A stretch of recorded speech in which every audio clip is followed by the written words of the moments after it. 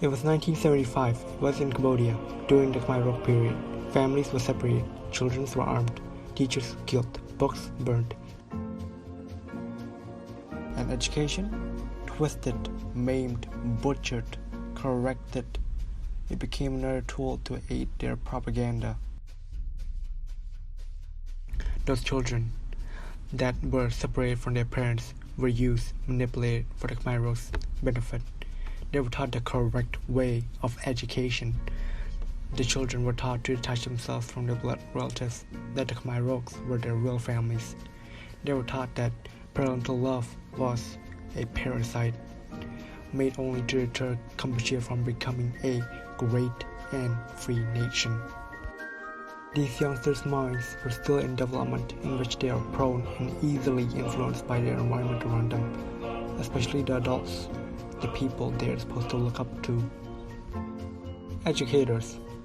Despite being warranted for the death penalty, they held on to the scriptures, lessons, and some even reproducing those scriptures, in hopes that once the regime is over, they'll be able to maintain what's left. Some were successful, others were shot. Truth be told, Khmer Rouge were afraid. They are afraid of the educated, of people who are well taught, of being able to think for themselves, of being able to plan, of becoming unpredictable, uncontrollable. These are the people Khmer Rouge considers as enemies, a virus to their utopia.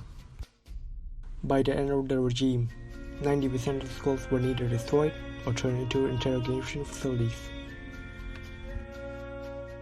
Cambodia had to rebuild itself entirely, its economy, government, and facilities.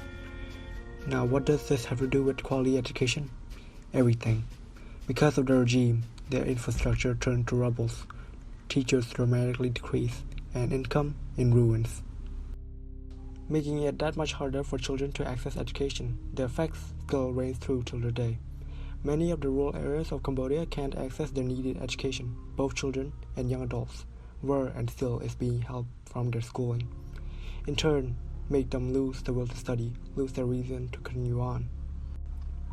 On the other end, some had to rush their way into the workforce to help their own families, except they were being exploited into child labor in the process.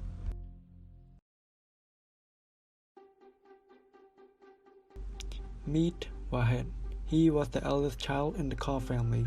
Wahed excels in his studies. At night, he uses lanterns fueled from animal fat so that he can review his lessons. He tried his best to balance side gigs, looking after his siblings, and studying. Later on in his life, as financial pressure widens, he had to give up study entirely to support his family. Those who are in similar situation as Wahed, those who want to thrive, spread their wings, becoming the best version they can be, wanting to help their own country. Unfortunately, they don't have this opportunity. Children like Wahed, who were forced out of their childhood and had to take the adult-like roles.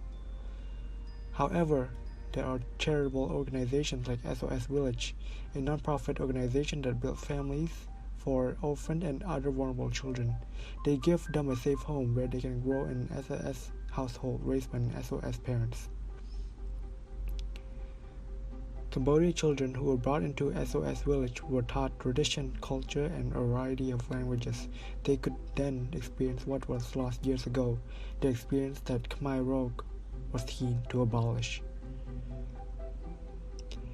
If only organizations like this existed back then, maybe Wahed wouldn't have taken the rough path in his childhood. That'll be all for me. Good morning, good afternoon, good evening, and good night.